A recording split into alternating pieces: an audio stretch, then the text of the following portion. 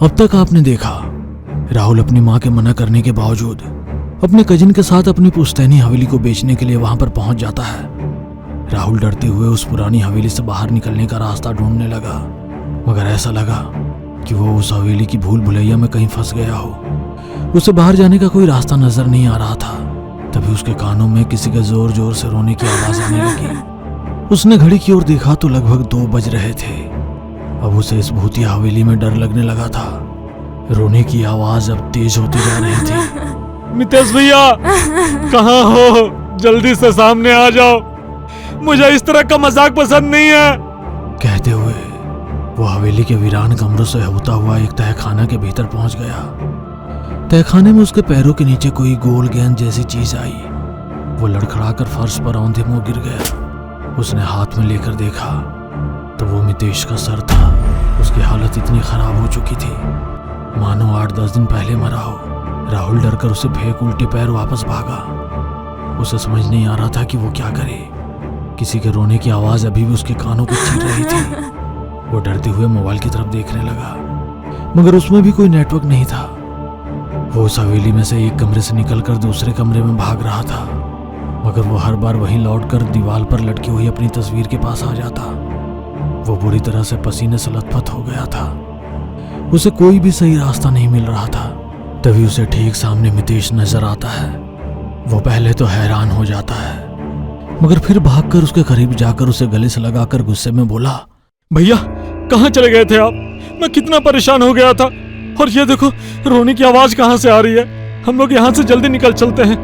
आपको पता है अभी मैं तहखाने में।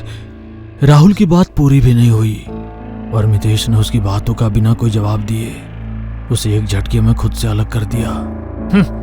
दूर रह मुझसे, पास से धोखे की बू आ रही है। धोखा?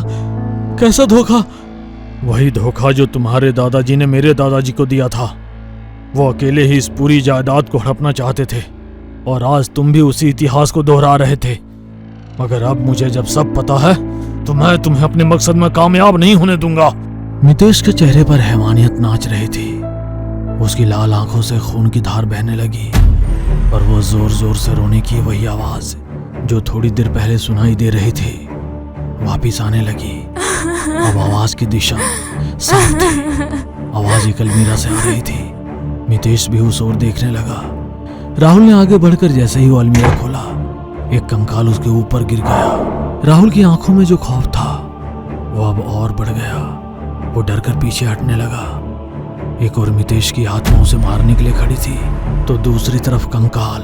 वो कुछ समझ पाता उससे पहले राहुल के सामने वो आत्मा आ गई जो थोड़ी देर पहले उसको वहां से जाने के लिए बोल रही थी। रुक जाओ मितेश, अब बहुत हुआ ये मौत का खेल। मेरी आंखों के सामने मेरा पूरा खानदान खत्म होने की कगार पर आ गया और मैं कुछ भी नहीं कर पाया। मगर अब और नहीं, राहुल हमारे खानदान का आखिरी वंशज है। उसे तुम कुछ नहीं कर पाओगे। रोक दो ये खून खराबा। यह सुन मितेश की आत्मा गुस्से से उसकी ओर देखने लगी और मितेश भारी आवाज में बोला, वाह ताऊसा, जब आपने गलत कदम उठाया था तब कुछ नहीं, और आज जब आपके वंशज की बात आई तो आप ये सब रोकने के लिए कह रहे हो।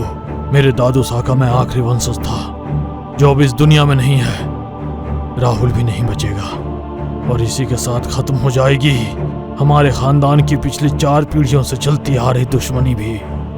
रुक जाओ मितेश, अपने दादा के जैसे सामने नजर आ रही बात को नजरअंदाज कर अपने ही खानदान को खत्म ना करो।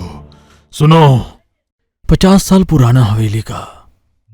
मितेश और राहुल के परदादा जी अपने एक दोस्त के साथ मिलकर शराब की महफिल सजाए हुए थे। यार धनीराम, मुझे ये हवेली खरीदनी है। तू जो बोले इसकी कीमत देने के लिए तैयार हूँ। लगता है तेरा दिमाग ठिकाने पर नहीं है। हम ठाकुरों की हवेली हमारा अभिमान होती है और तू साला हमसे हमारा वो अभिमान लेना चाहता है। तेरे पास 2 पैसे क्या आ गए? ठाकुरों की बराबरी करना चाहता है? कहते हुए उन्होंने उसके कंधे पर एक लात मारकर उसे जमीन पर गिरा दिया। तूने इस हवेली के लिए मेरे ऊपर हाथ उठाया, अपनी दोस्ती का भी ख्याल नहीं रहा तुझे। अब तू देखना, ना ये हवेली रहेगी ना तेरा खानदान, सब कुछ खत्म कर दूंगा। साले बहुत देखे तेरे जैसे, भाग यहाँ से, जो बन पड़े कर लेना। अपनी इतनी बेइज्जती के बाद धनीराम और मनीराम का दोस्त एक तांत्रिक के पास पहुंचा। बाबा काल भैरव की जय हो। तुम यहाँ पर आज कैसे रास्ता भूल गए? मैं बड़ी मुसीबत में हूँ, मेरी इज्जत का सवाल है। वो धनीराम और मनीराम खुद को क्या समझते हैं? मैं उनके पूरे खानदान को खत्म कर दूंगा। ये क्या कह रहे हो तुम? वो तो तुम्हारा अच्छा दोस्त है, उसी पर मारक क्रिया। वैसे भी मनीराम माँ काली का उपासक है, उस पर तंत्र क्रिया का कोई असर नहीं होगा। उसे मैं देख लूंगा। आप बाकी घर के लोगों को इस तरह भ्रमित कर दो कि वो लोग आपस में ही लड़कर मर जाएं। ना ठाकुरों का खानदान रहेगा, ना कोई उस हवेली का वारिस। कहते हुए जोर जोर से हंसने लगा। अमावस्या की रात को तांत्रिक ने शमशान में सिद्धि हासिल कर एक चिता की राख धनीराम और मनीराम के घर पर छिड़क दी। 1-2 दिन के बाद ही घर में कलह शुरू हो गया।